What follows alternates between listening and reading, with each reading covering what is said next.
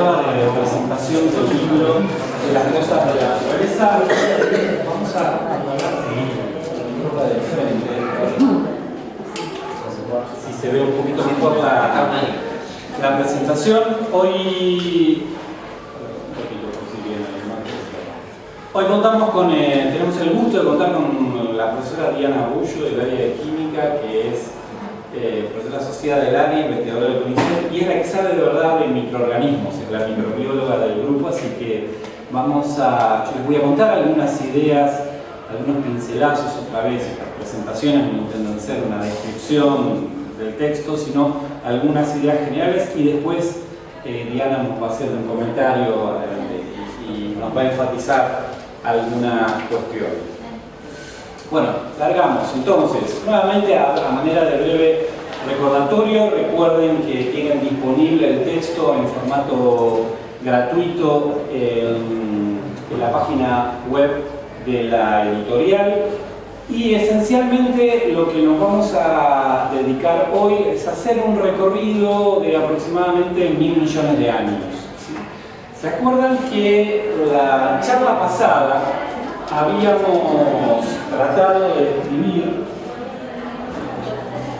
la historia que nos llevó desde el Big Bang hace 13.700 millones de años hasta la formación de la Tierra hace aproximadamente unos 5.000 millones de años? En esa historia lo que vimos es que aparecía toda una familia de partículas instantes después del Big Bang. Aparecían los bosones de Higgs, que se transformaban en leptones, aparecían quarks, aparecían después electrones y fotones, se generaron muy rápidamente los átomos de hidrógeno y de helio, se empezaron a generar las primeras estrellas, y en el seno de esas estrellas los átomos más pesados, hasta que llegamos al proceso de acreción, de formación de nuestro sistema solar. Esa historia, que fue la que contamos en la charla anterior, que si alguno quiere verla y se la perdió, la tiene disponible también en la página de la editorial, nos llevó aproximadamente 9.700 millones de años.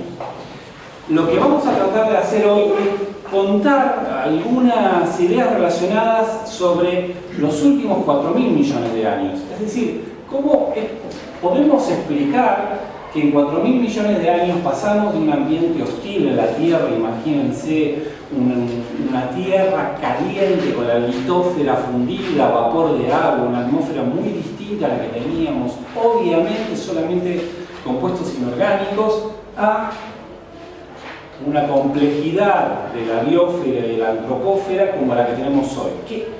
¿Qué pasó?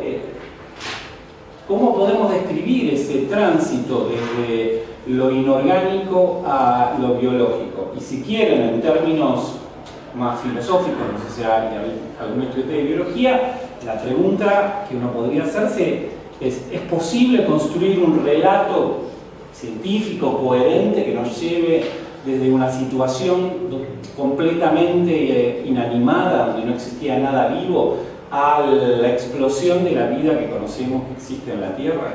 Esa es un poco el leitmotiv que vamos a repetir en esta charla. De hecho, esa idea, la idea de la complejidad biológica de lo que existe, fue un argumento que utilizaron filósofos y teólogos en particular. Hay uno que se llama Thomas Paley, del siglo XIX, que es el autor de una famosa línea de razonamiento que es reloj implica relojero, ¿sí? Lo que Paley decía es, si yo voy caminando por ahí y me encuentro un reloj, naturalmente ese reloj tiene su origen en un relojero que se dedicó a ensamblar toda la complejidad de esa máquina mecánica. Él extrapolaba ese argumento y decía, por lo tanto, si nosotros somos mucho más complejos que un reloj, tiene que existir un Dios creador. Entonces la pregunta es posible contar alguna historia racional con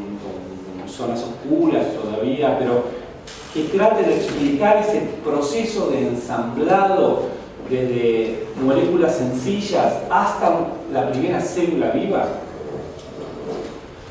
Y entonces esa historia es la historia que se cuenta fundamentalmente en el libro, en los capítulos 3 y 4, que se llaman de la sopa primordial, y ahora van a ver por qué, porque la idea de la sopa es que existió en algún momento soluciones de moléculas orgánicas con una complejidad interesante, y esa complejidad es la que permitió la aparición del primer ser vivo. Los biólogos le pusieron nombre, se llama Luca. Parece un tristemente conocido ministro de Economía, pero no es así, es Luca Prodan. Se llama Luca por las siglas de que refieren a ese organismo, primer organismo indiferenciado, desde donde todos nosotros descendemos. ¿Y cómo sabemos que ese ancestro común, Luca, es el ancestro del cual descendemos todos? Porque todos los seres vivos compartimos la misma bioquímica, matices mayores o matices menores. Los mecanismos biológicos que nos permiten estar vivos son similares, con lo cual si hacemos un análisis hacia el pasado y tratamos de pensar en cuál fue ese origen, llegamos a Luca. Last undifferentiated common ancestor. Bueno, la idea entonces es que si efectivamente pasamos de una tierra donde no había absolutamente nada vivo, debieron haberse dado una serie de pasos sucesivos de complejidad creciente. Es decir, debimos haber pasado una situación donde prácticamente había solo átomos, acuérdense de los átomos en el espacio interestelar, a una situación donde la complejidad química aumentó y esos átomos se transformaron en moléculas.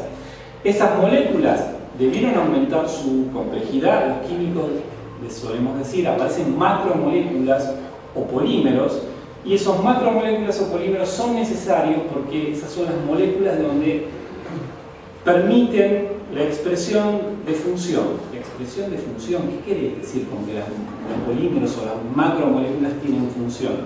Cuando uno piensa en la posibilidad de armar un compartimento, o en la posibilidad de generar un músculo, o en la posibilidad de armar un motor que genere energía, o en la posibilidad de armar algún dispositivo que pase la información de una generación a la sucesiva, necesariamente tenemos que pensar en polímeros orgánicos, que son moléculas muy grandes. Ahora, fíjense que hay como una línea de complejización química que se dio en el tiempo y que parecería razonable. Ahora, si todo empezó con los átomos, la primera pregunta que podríamos hacernos es si tenemos que desarrollar la vida, y algunos estudiantes de química orgánica que pasaron por nuestros cursos les solemos hacer esta pregunta: ¿qué átomo elegiríamos? ¿Es lo mismo pensar en el desarrollo de moléculas complejas utilizando cualquier tipo de química? Y en general hay bastante consenso que no hay muchas más alternativas que pensar en el átomo de carbono. Las razones son más o menos las siguientes. Si uno tiene que armar una molécula muy grande, lo que le conviene es tener ladrillitos, y no sé si algunos jugaban con el rastrie o mis ladrillos, que puedan tener distintas formas, ¿sí? O con el mecano. El átomo de carbono, precisamente como tiene distintas, que leo, ahora tienen razón, me anotan acá que el dedo es un ejemplo más cercano. El átomo de carbono, al tener distintas civilizaciones, efectivamente permite tener distintas geometrías, y esa es una de las razones por las cuales el átomo de carbono es una buena elección. La otra razón es que el átomo de carbono puede formar cadenas muy largas, que es una propiedad que no es muy común en muchos átomos, y la otra razón es que sus moléculas más sencillas, tanto reducidas, el metano, como oxidadas, el dióxido de carbono, son gaseosas a temperatura y presión atmosférica, lo cual es muy conveniente porque nos evitamos un problema logístico, ¿sí? Las tenemos disponibles en la atmósfera. En general tiende a pensarse en el silicio como un posible elemento que permitiría la construcción de moléculas complejas. Se ha analizado la composición química de muchos meteoritos que impactaron contra la Tierra, y se analizaron la composición orgánica que traía. Y hay un famoso caso de un meteorito que cayó en los 70 en Australia, que se llama meteorito Murchison, al cual se pudo acceder para aislarlo rápidamente antes que se contamine con moléculas de la Tierra. Y en ese meteorito se encontraron bastantes moléculas orgánicas, ácidos grasos, algunos alcoholes, aminoácidos, pero derivado de silicio lo único que había era sílica, arena, ¿sí? Esa es una razón experimental interesante para pensar que si queremos generar una cosa muy compleja, lo que necesitamos es un átomo que nos permita alcanzar esa complejidad, y el átomo de carbono tiene todas las fichas. Ahora, si queremos armar un ser vivo, como les decíamos antes, necesitamos formar polímeros, pero ¿cómo llegamos a esos polímeros orgánicos a partir de moléculas muy sencillas? ¿Es posible pensar una línea de razonamiento donde hayamos ido desde moléculas muy sencillas, como las que podrían haber existido en la atmósfera de la Tierra hace 4.500 millones de años, como metano, monóxido de carbono, dióxido de carbono, amoníaco, nitrógeno molecular, agua, sulfídrico, y a partir de ellas generar moléculas orgánicas sencillas?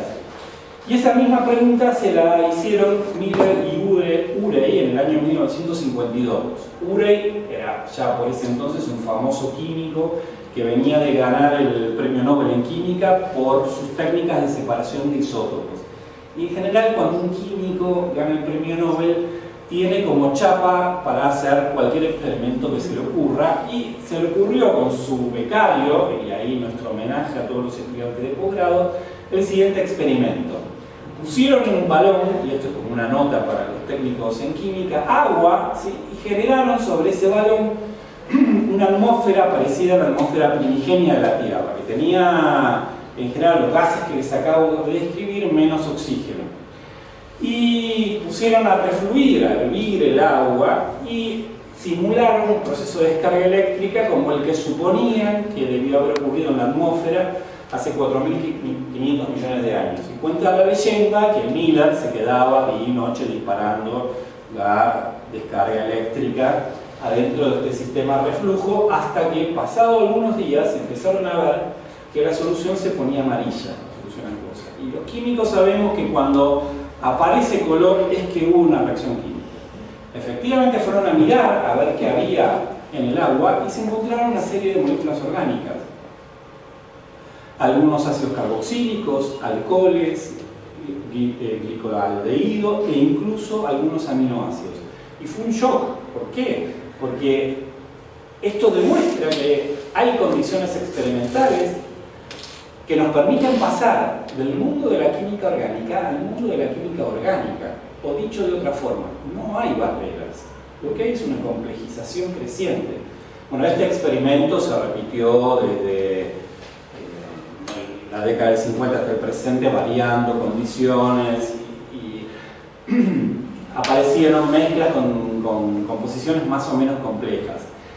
Esto nos permite saber cuáles fueron las condiciones exactas para la aparición de esas primeras moléculas orgánicas. No, nunca las sabremos. Lo único que demuestra que es un montón es que al menos existe una condición en la cual podemos pasar de moléculas sencillas de tipo inorgánico a moléculas orgánicas complejas.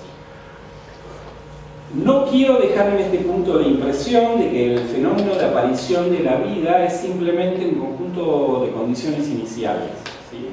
No quiero que quede la idea de que si se generan moléculas orgánicas a partir de moléculas inorgánicas, el fenómeno de la vida es inexorable.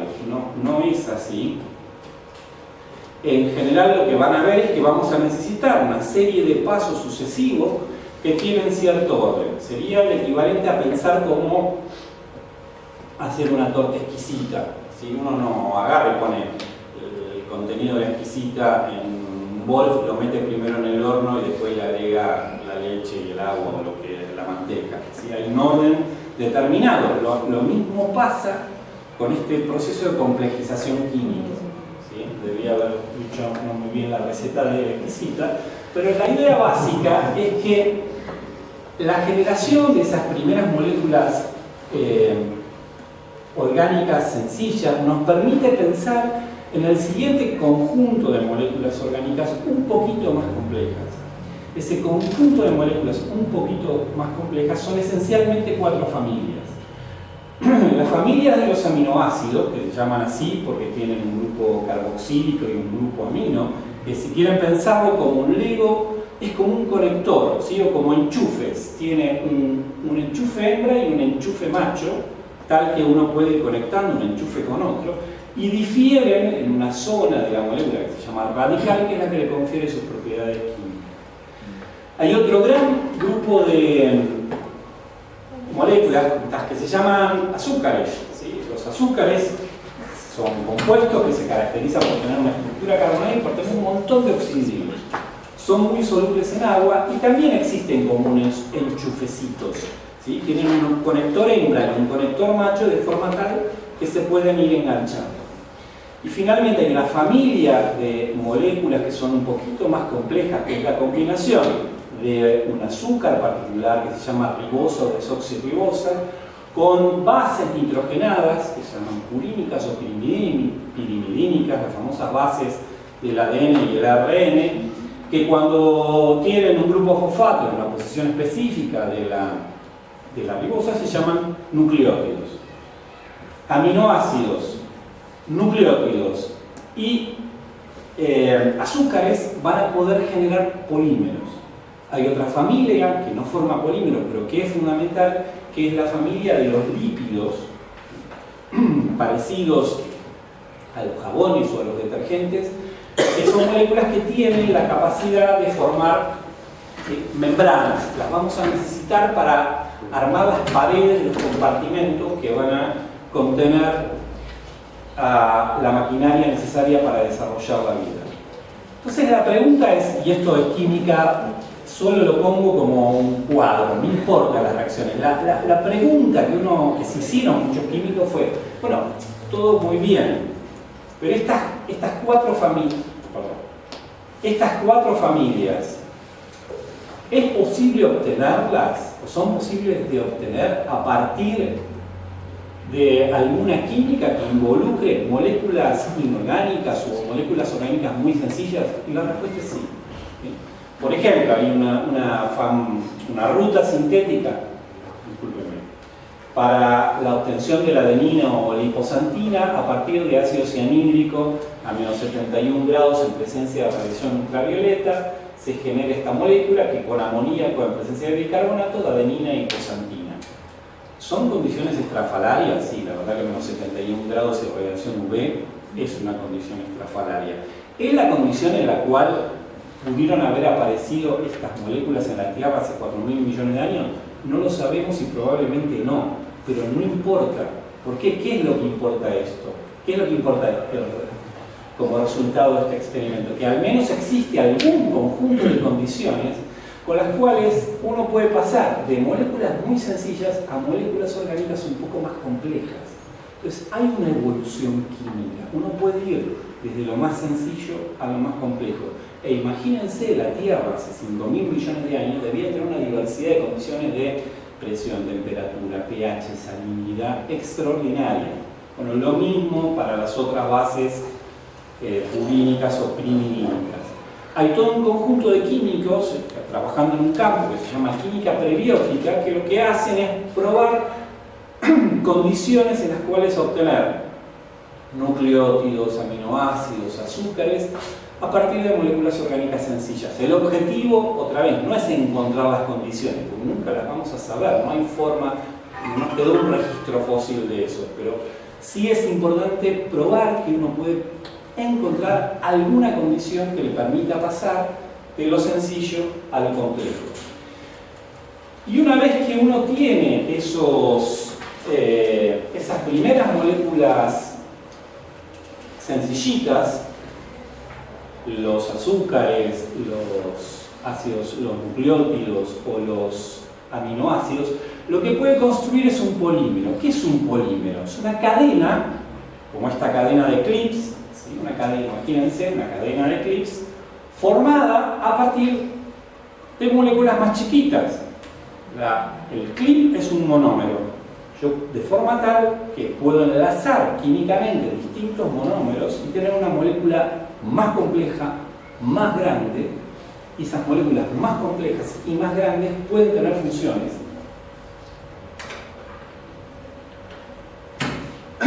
Este es un ejemplo, ¿sí?, donde lo que tenemos es la cadena de celulosa, donde cada una de las unidades de glucosa, ¿sí?, se unen de forma tal de generar un polímero, ¿sí? La celulosa es el componente principal del papel. Nosotros no lo podemos comer, por suerte se lo pueden comer las vacas y nosotros no podemos comer a las vacas. Es un arreglo, no creo que amistoso, pero por lo menos es interesante. Lo mismo ocurre con los aminoácidos. Los aminoácidos pueden polimerizar y entonces formar, ¿sí?, cadenas poliméricas, nota para los técnicos superiores en química. Fíjense que tanto en el caso anterior de los hidratos de carbono como en el caso de los péptidos, la polimerización es una polimerización de condensación, libera agua en el proceso de polimerización. ¿Sí? Acá hay una representación donde lo que estamos mostrando es que esos aminoácidos se pueden enganchar como se engancha un enchufe macho con un enchufe hembra y uno va haciendo una estructura más compleja. Exactamente lo mismo para los nucleótidos. ¿Sí? Los nucleótidos se pueden polimerizar con la ayuda de un grupo fosfato a través de una reacción de condensación. Y fíjense, es curioso, otra vez, en un mundo que tiene tanta agua, esos polímeros se forman liberando agua. Eso tiene que ver con una estrategia muy interesante de reciclado. Vamos a hacer polímeros que se generen liberando agua, pero que después podamos romper con la ayuda del agua para reciclar su materia prima. Ahora, todo bien, digo, de las moléculas inorgánicas pasamos a las moléculas orgánicas sencillas, como los nucleótidos. Ahora, ¿cómo fue esa polimerización? ¿Alguien hizo algún experimento donde pudo probar que, por ejemplo, los nucleótidos del ARN polimerizan en determinadas condiciones? Y sí, hay experimentos hechos donde lo que se hizo es utilizar distintos tipos de minerales como catalizadores, y lo que se supone que ocurrió en esas condiciones de hace 4.000 millones de años es que hubo procesos alternados de grandes lluvias torrenciales y grandes procesos de desecación, sobre todo resultado del impacto de cometas que traían agua sobre la superficie de la Tierra, de forma tal que lo que hoy es la hipótesis más probable es que la vida haya emergido en un charco, en los charcos, no en el mar, en las grandes extensiones de agua. ¿Por qué? Porque la posibilidad de encontrar que dos moléculas se encuentren para reaccionar en el océano es relativamente muy baja. Pero si estamos en un charco donde tenemos, por ejemplo, una cantidad determinada de nucleótidos, de forma tal que empieza a calentarse el agua y el agua se evapora y los nucleótidos se concentran, aparece la posibilidad que los nucleótidos se encuentren y reaccionen. Entonces se empiecen a formar cadenas poliméricas. Hoy hay condiciones experimentales donde se han podido construir cadenas de ARN de hasta más o menos 40 nucleótidos. Entonces, como decía, parece casi un tango, ¿sí? No surgió del mar la vida surgió de un charco, o de varios charcos, no lo sabemos. Ahora, esta idea general donde las moléculas orgánicas son las precursoras de la vida, ¿se pueden poner en algún marco teórico? ¿Hay alguna teoría que más o menos piense en el conjunto de pasos sucesivos que se pudo haber dado para que la vida para que aparezca algo vivo?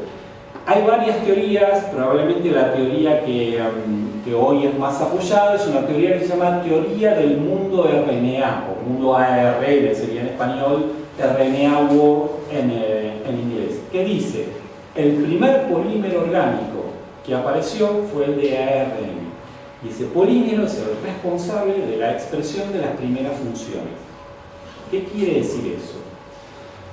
¿Se acuerdan de Cole, que había dos cadenas de ácidos nucleicos, el ADN y el ARN? La diferencia entre ellos era la presencia de un oxidrilo, un átomo de oxígeno y un átomo de hidrógeno. ADN y ARN clásicamente tienen funciones de almacenar o transmitir información. Resulta que se descubrió hace relativamente poco que ADN y ARN no solamente tienen la capacidad de transmitir información, sino tienen la capacidad de ejercer funciones. ¿Qué funciones? Funciones catalíticas. Y entonces ahí es donde a alguien se le ocurrió, pero a lo mejor esos primeros polímeros de ARN que aparecieron pudieron haber sido los responsables que empezaran a aparecer ciertos catalizadores que empezaron a acelerar determinadas reacciones. Entonces la secuencia sería más o menos la siguiente. Hoy se está trabajando en los fenómenos químicos donde a partir de la ribosa se construyen los primeros nucleótidos. Hay toda una discusión acerca de cómo es la química particular de ese proceso de polimerización. Pero lo que sí es cierto que ya se han desarrollado, se han descubierto condiciones experimentales naturales donde se pueden polimerizar esos nucleótidos para generar cadenas cortitas de 20, 30 o 40 nucleótidos enganchados. Cuando empiezan a aparecer cadenas de hasta 40 nucleótidos de ARN, tenemos la chance de que aparezcan funciones. Otra vez, ¿qué funciones? Funciones catalíticas. Entonces lo que se supone que ocurrió es que probablemente apareció en ese momento lo que se denomina en términos biológicos una replicasa templado independiente. ¿Qué es una replicasa templado independiente? Una fotocopiadora de ARN. ¿Sí? Una máquina química que agarra una secuencia y empieza a hacer fotocopias. ¿Sí? Empieza a generar un montón de secuencias largas. Entonces me empieza a hacer una sopa de secuencias muy diversas de ARN que es muy interesante porque de esa sopa pueden empezar a aparecer otras funciones. Como por ejemplo, lo que se supone que el paso siguiente es que debe haber aparecido una replicasa templado dependiente. ¿Qué es una replicasa templado dependiente? No una fotocopiadora loca que yo le pongo a la página 1 y me fotocopia, hace una imagen de la página 32, sino una fotocopia donde si yo le pongo la página 1 me fotocopia, me emite, me duplica la página 1.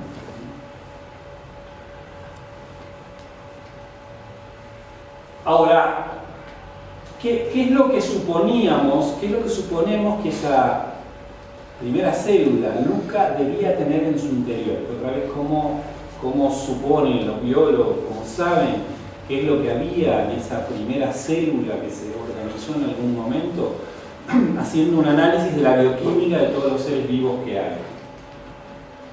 Entonces, lo primero que seguramente había en LUCA era un sistema de traducción. Un sistema de traducción, y todos nosotros, en todas nuestras células y todos los seres vivos tienen algo parecido a un Google Translator. Hay una maquinaria muy sofisticada que se dedica a traducir dos lenguajes: el lenguaje de los nucleótidos en el lenguaje de los péptidos. Es decir, imagínense que los ácidos nucleicos, el ADN, es una línea, un polímero lineal. ¿Se acuerdan que tenían 4 bases?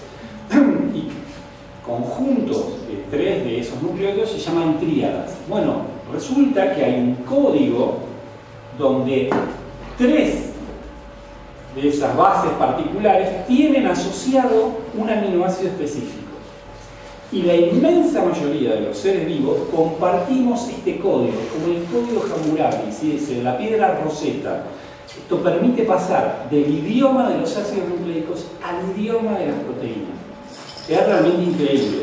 Eso es posible por una maquinaria que tenemos todos en nuestras células que se llaman lisosomas. Acá hay una representación de un lisosoma sencillo. Resulta que los lisosomas, y eso se descubrió hace relativamente poco por difracción de rayos X, es un ensamblado de secuencias peptídicas chiquitas y secuencias de ARN chiquitas. Pero el núcleo catalítico de ese ribosoma, de esa maquinaria, esta fotocopiadora molecular, es ARN.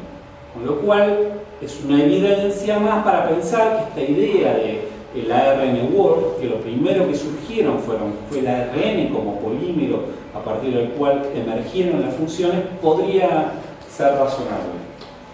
Segunda cosa increíble, todos nosotros, la inmensa mayoría de los seres vivos, tienen algo parecido a un sistema de generación de moléculas complejas y de energía. Eso es lo que se llaman ciclos metabólicos, que impulsan química de la vida con Diana, seguro lo han visto con mucho detalle. Todos compartimos algún tipo de proceso por el cual podemos partir de moléculas sencillas y construir moléculas complejas como proteínas o polisacáridos, y al revés, ¿sí? A partir de moléculas complejas, tomamos un plato de fideo, hidrolizando polisacáridos, generamos energía. Y todos los seres vivos lo guardamos con la misma reserva energética. Todos los seres vivos usamos el mismo tipo de nafta súper. ¿Sí? La guardamos en la forma de ATP, de uniones oxígeno-fósforo. Y esa es otra evidencia para pensar que todos descendemos de esa misma célula. ¿Sí? En esta representación del ciclo metabólico hay algo que no tenía nunca, que se llama ciclo de Krebs, que es como el nitrox. ¿Vieron las películas de los autos de carrera que aprietan un botón y el auto sale disparado? Bueno, hay un plus de energía, que es el metabolismo dado por el ciclo de Krebs, pero que evolutivamente apareció más tarde porque necesitamos oxígeno en la atmósfera y originalmente no teníamos oxígeno antes. La otra cosa que es importante es la presencia de membranas, ¿sí? De membranas con poros. Hay una familia de compuestos que se llaman fosfoglicéridos, que se caracterizan por tener una parte de su estructura molecular hidrofóbica, que no les gusta, los químicos decimos hidrofóbica, que no les gusta el agua, y otra parte que es muy polar y a la cual sí les gusta el agua. Cuando esas moléculas las ponemos en agua, ocurre un fenómeno de organización de esas moléculas en estructuras más complejas, que son precisamente las membranas celulares. Es no muy probable, necesario que Luca haya tenido algún tipo de membrana, y es altamente probable que esas membranas hayan tenido que tener algún tipo de poros con pasajes selectivos de nutrientes, ¿sí? La presencia de una frontera para algo vivo es fundamental, es la que regula el acceso de nutrientes, la salida de desechos, con lo cual los lípidos, los fosfolípidos fueron fundamentales en el proceso de aparición de la vida. Si hoy tuviésemos que resumir lo que los químicos más o menos se han puesto de acuerdo sobre cuáles podrían haber sido las etapas sucesivas de esta teoría de la RNA World, que permitiría pensar en cómo se pasó de una química del ARN al ensamblado de un ser vivo, hay como dos etapas. Una primera etapa donde, como vimos, aparece el ARN, y el ARN aparece a partir de la polimerización utilizando catalizadores inorgánicos de los nucleótidos. A partir de esas primeras secuencias de 40 MER debe haber aparecido una función catalítica, la función de fotocopiado de ese ARN. Y eso es la primera etapa, ¿sí? La construcción de la complejidad, donde lo único que había eran moléculas de ARN. Ahora, después aparece una segunda etapa donde empiezan a aparecer las proteínas, que son los polímeros de aminoácidos. Tal vez esas proteínas hayan aparecido porque alguna secuencia de ARN haya empezado a tener la propiedad catalítica de pegar aminoácidos.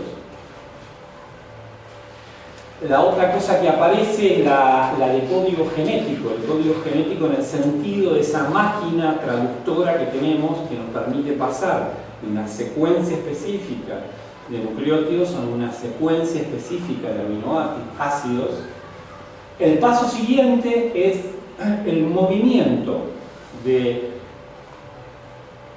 las funciones del ARN a las funciones de las enzimas proteicas. Hoy, si pensamos en la base química de las catálisis de todos los procesos bioquímicos, las cosas que aceleran las reacciones en nuestro cuerpo, esas reacciones son catalizadas por proteínas, por polímeros de aminoácidos. Prácticamente no hay catálisis de moléculas de ARN. Entonces, en algún momento hubo una transición donde las funciones dejaron de estar en el ARN y pasaron a estar en los aminoácidos. Hay una razón química muy sencilla para eso. Hay 4 nucleótidos, pero hay una diversidad de aminoácidos mucho más grande. Entonces es mejor, si tengo que expresar la complejidad, tener un Lego que tenga 21 ladrillitos de forma distinta. Voy a poder armar la complejidad mucho más eficientemente. Y con 4 letras me arreglo para escribir un código perfectamente.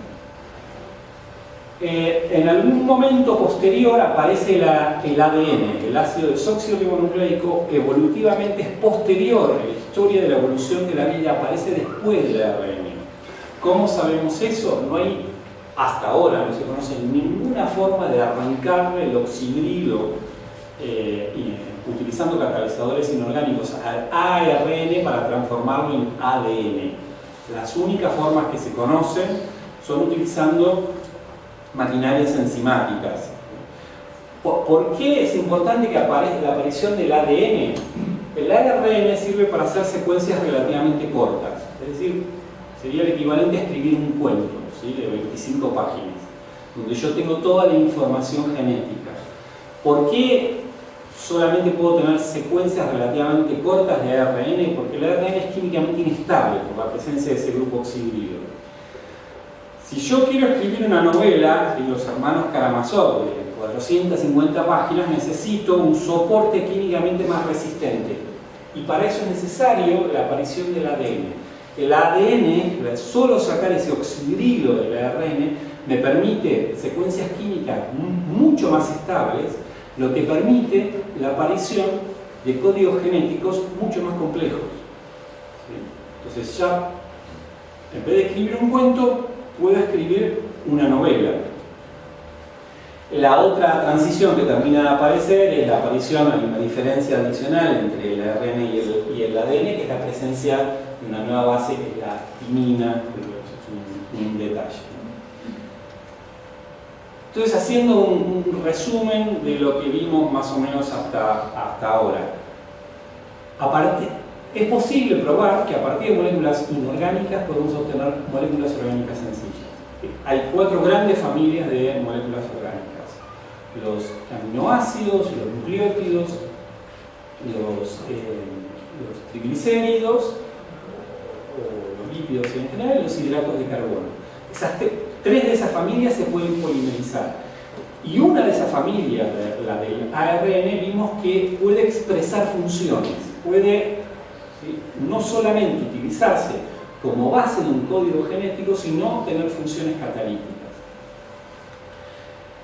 De forma tal que es posible pensar que a partir de esa sopa primordial que esencialmente contenía ARN, pudo haber emergido el primer ser vivo, Luca, que seguro que debía tener algún sistema de reproducción de su información genética.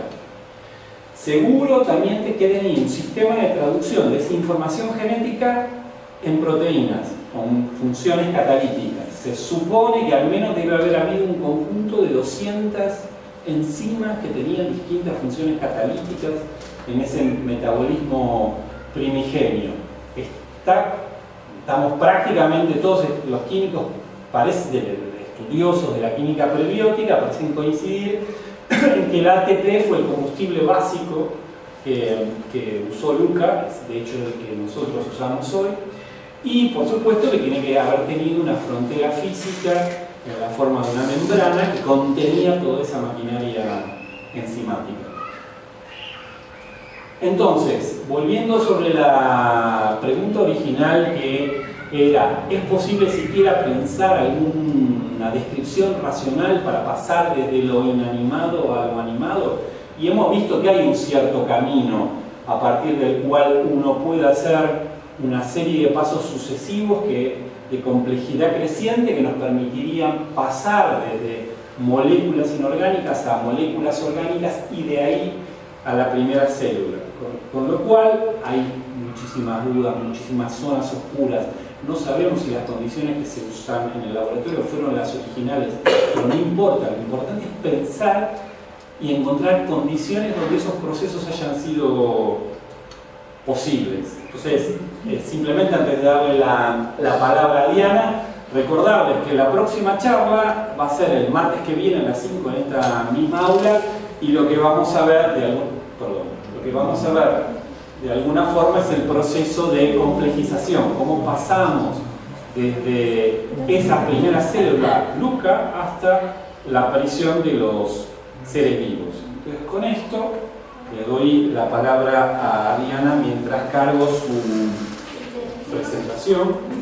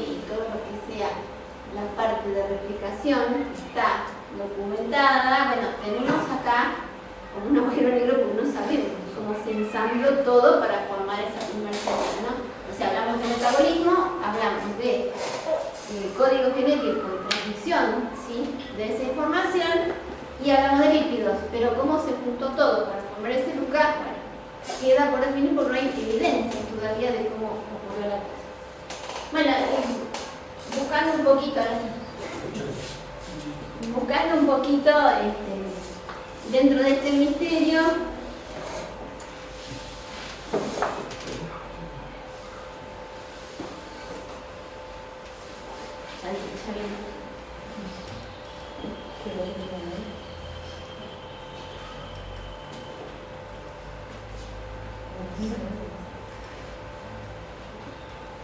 Pensé, bueno, y está todo contemplado en esta teoría, o sea, decir, bueno, tenemos maneras de formar este tipo de macromoléculas, podemos justificar la formación de las membranas, podemos ver el tema del metabolismo, y ahí ensamblar todo en una primera célula. Bueno, pero ahora conocemos que hay virus, todo el mundo ha sufrido una enfermedad por algún virus, ¿sí? O sea, uno conoce y todo el mundo va al médico y le dice, no tenés que tomar nada porque mira, ¿qué es eso? Bueno, acá hay algo que también está presente y está en el límite entre lo que es un ser vivo o no, pero está molestando, digamos, está presente y bueno, se hace notar. Y entonces, bueno, ¿y de qué juegan los virus en todo esto? Porque si, bueno, desde que cursó química de la vida hemos visto un poquito, mira, no sé quién es, cómo está formado, ¿sí? Un virus es una partícula compleja, ¿sí? En donde está formada por una cápside, acá tenemos diferentes formas, ¿sí? De virus que están presentes en la actualidad, y esa partícula viral está formada por una cápside que puede ser proteica o una mezcla, un núcleo proteica, tiene un ácido nucleico en su interior que puede ser ARN o ADN, y algunos también pueden llegar a tener una envoltura lipídica. ¿Está bien? Entonces vamos haciendo ensambles ya diferentes modelos de ensambles, ¿sí? Tenemos ensambles de proteínas con ácidos nucleicos, que pueden ser cualquiera de los dos, ¿sí? ARN o ADN, ensambles de lípidos, proteínas y ácidos nucleicos, lo mismo que pueden ser ARN o ADN. Bueno, y estos virus, como partículas, parecen inanimadas, pero sin embargo, cuando está presente una pueden generar un número mayor y muchísimo mayor al que le dio origen. Con lo cual estamos hablando ya de una replicación, o sea, estamos generando esos organismos en mayor número.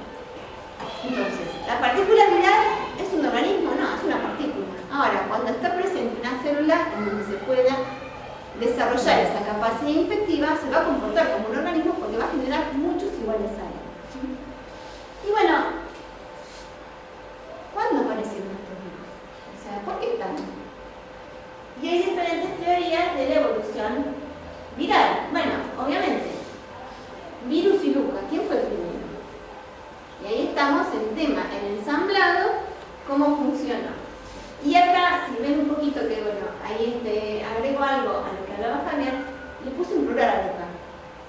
Porque no se sabe si fue una célula en común o un conjunto de células que dieron origen a toda la diversidad de seres vivos. Obviamente que esos Lucas comparten ciertas estructuras. Este es mi Luca, no es Luca Prodan.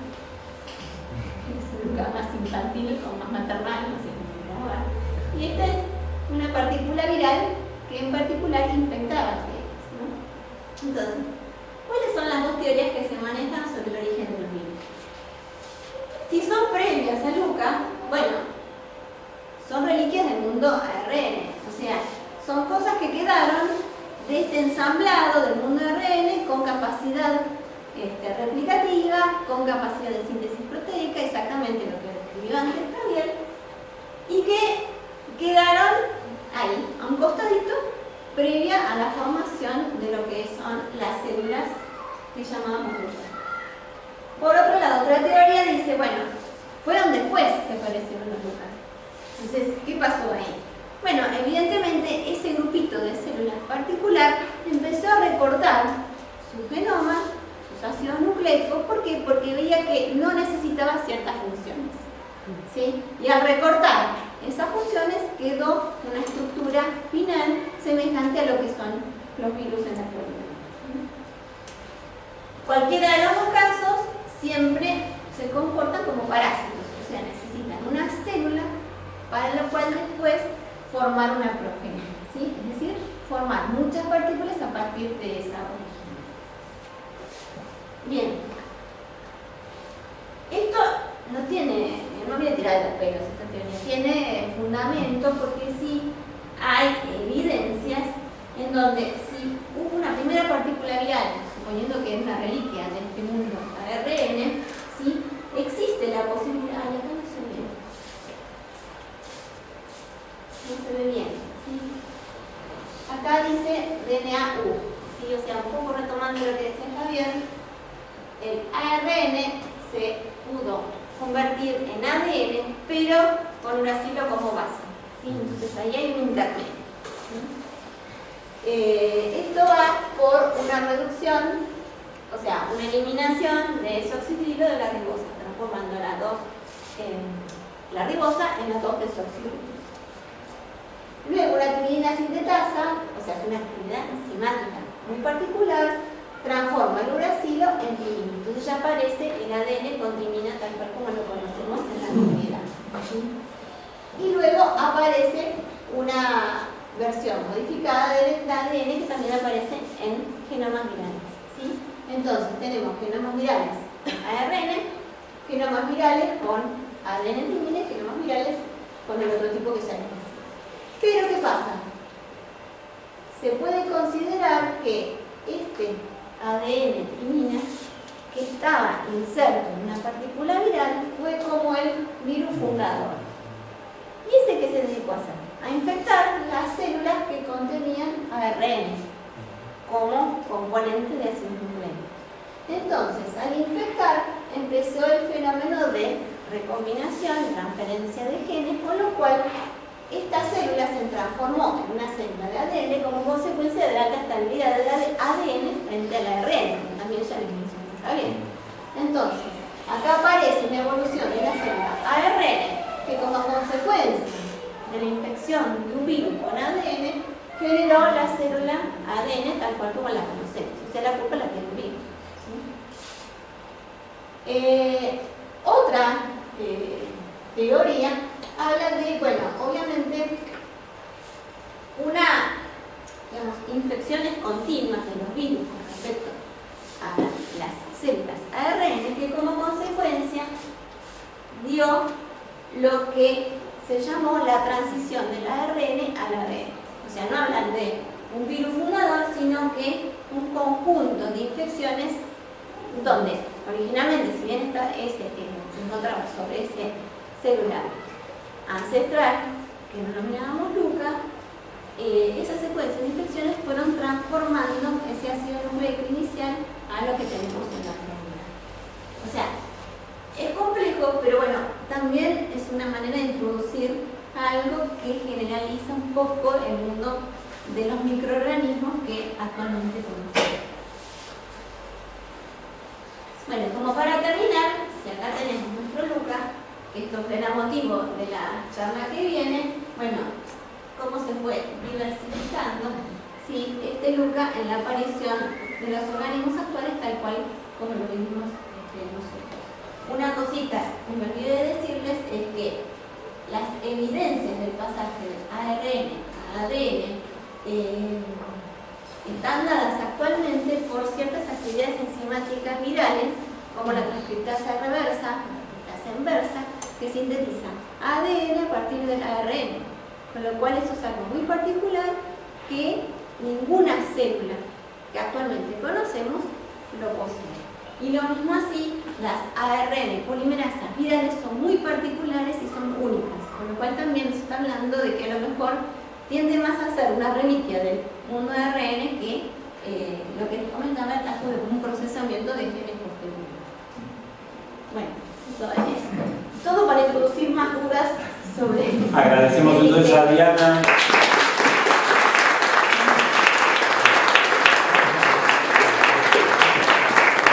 Si tienen alguna pregunta y si podemos contestarla, Diana y yo, encantados de escucharlos. No se entendió nada.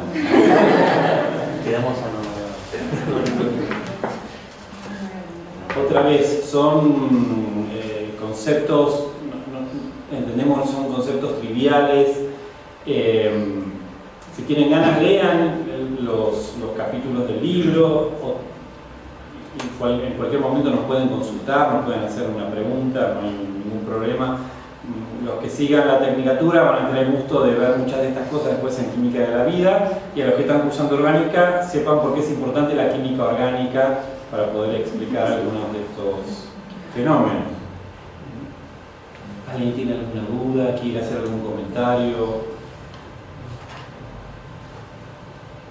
¿No?